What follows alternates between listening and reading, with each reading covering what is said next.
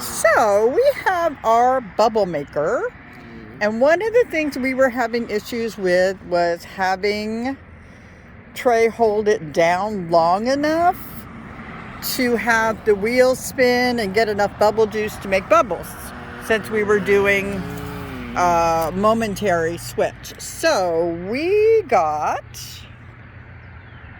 a switch timer, so that now, and it's adjustable, that little silver thing will change it from 20 seconds to 120 seconds. So I have the switch plugged into one side of the timer and the toy in the other. And then when he turns it on, he doesn't have to hold it down for the whole time. So can I help you the first time?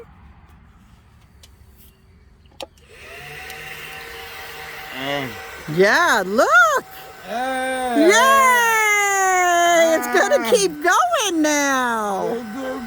I set it all the way up to 120 seconds. That's 2 minutes. Then it will stop and you can do it again. Wow, you did it for 2 minutes. It kept those bubbles on. So you're gonna turn it back on? Or are you gonna think about it while I'm out walking? Maybe? You think about it. Do you want me to show you again? Yup, you gotta touch it. You don't have to hold it down the whole time, but you do have to touch it. The big yellow one. Yep, go that way. Oh, you were almost there. Did you change your mind? You did? Well, try again. I want bubbles. There you go.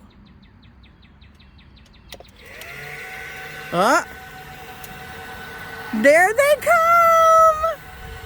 Whoa. That wind is blowing them all over the place. Good job. Okay, so it's going to stay on by that one activation, and then it will stop, and he'll have to hit it again. Good job, buddy. Look at those bubbles.